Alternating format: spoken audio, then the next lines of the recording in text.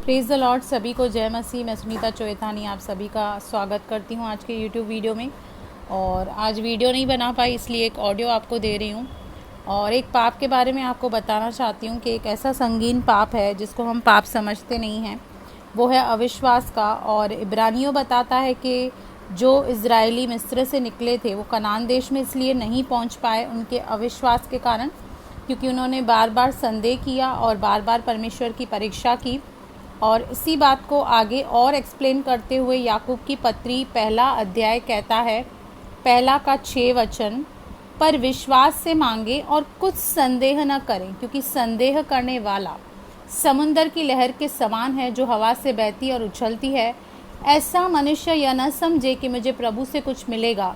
वह व्यक्ति दूचिता है और अपनी सारी बातों में चंचल है। यहाँ पर वह हमारे परमेश्वर का वचन क्लियरली कह रहा है कि हमें जो भी मांगना है वो विश्वास के द्वारा, क्योंकि परमेश्वर के पास आने वाले को यह विश्वास करना चाहिए कि वह है और अपने खोजने वाले को प्रतिफल देता है।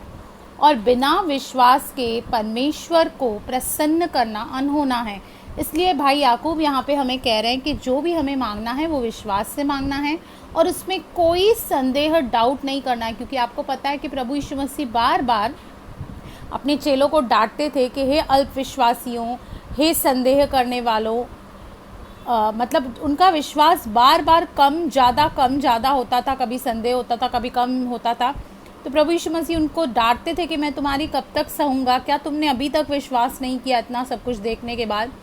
क्योंकि यहाँ पे लिखा है कि संदेह करने वाला समुंदर की लहर के समान है जो हवा से बहती और उछलती है। मतलब कभी तो वो बहुत अप में रहता है, कभी तो वो डाउन रहता है। आपने लहरों को देखा है, वो कभी स्टेबल नहीं होती है, कभी ऊंची कभी नीची, कभी ऊंची कभी नीची। परमेश्वर को ऐसा ग्राफ नहीं चाहिए। परमेश्वर को एक स्थिर व्यक्ति, एक स्टेबल विश्वास चाहिए हमारे द्वारा।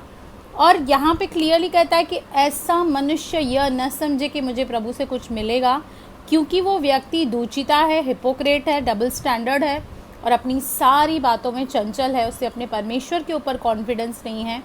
और अगर जी हमारे विश्वास में कमी है तो हम परमेश्वर से मांग सकते हैं कि वो हमारे अविश्वास का उपाय कर। आपको पता है, एक व्यक्ति ने बाइबल में परमेश्वर से प्रार्थना की थी कि मेरे अविश्वास का उपाय कर और मेरे विश्वास को बढ़ा, और परमेश्वर ने उसकी प्रार्थना को सुना था।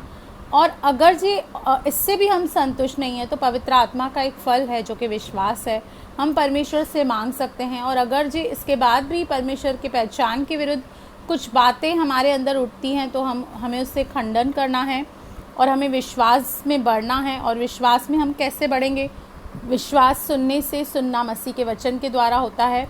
तो इस छोटे से वचन के ज़रिए प्रभु आपको बहुत बहुत आशीष करें। मेरे चैनल को लाइक करें, सब्सक्राइब करें और बेल आइकन के बटन को क्लिक करें। God bless you. Amen amen.